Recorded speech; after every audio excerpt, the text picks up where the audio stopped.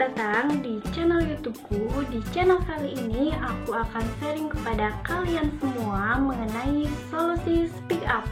Berbicara mengenai speak up merupakan soft skill yang harus dimiliki oleh mahasiswa di era milenial saat ini.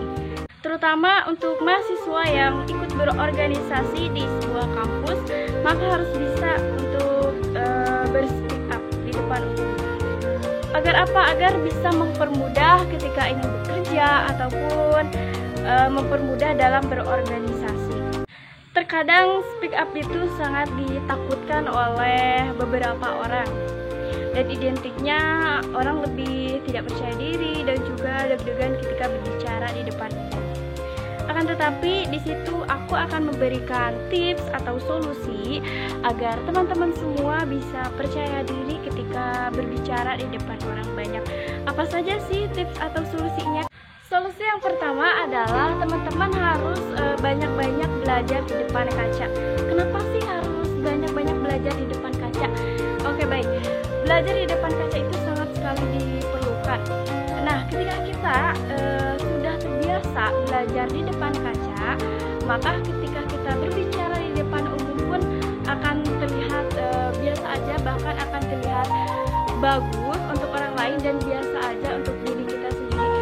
Dan berbicara di depan kaca itu adalah untuk melatih kepercayaan diri kita dan untuk menilai diri kita apakah sudah mahir dalam speak up atau perlu latihan. Yang kedua adalah teman-teman harus berani. Berani di sini adalah teman-teman berani berbicara di depan orang banyak dan juga berani ketika melihat orang banyak ataupun tidak terlihat deg-degan ataupun tidak terlihat gugup ketika menyampaikan materi yang ingin disampaikan. Solusi yang ketiga adalah menguasai materi. Maka ketika kita menyampaikan informasi ataupun menyampaikan speak up di depan orang banyak, ketika sudah menguasai materi, maka berbicara pun akan terlihat lancar dan juga dapat dipahami oleh semua orang. Dan ketika kita sudah menguasai materi, maka speak up yang kita sampaikan ataupun materi yang kita sampaikan akan berjalan dengan lancar. Yang keempat adalah percaya diri.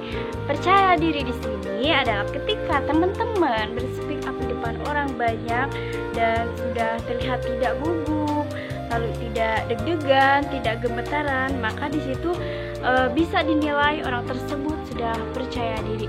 Dan percaya diri di sini ketika ada audiens yang terlihat sikap atau tingkah lakunya aneh, lalu kita sebagai penyampai materi dan ketika melihat tingkah laku audiens seperti itu, maka kita harus tetap mengabaikan dan juga kita harus tetap fokus dan harus percaya diri di depan orang banyak walaupun ada salah satu tingkah atau sikap dari audiens yang terlihat aneh.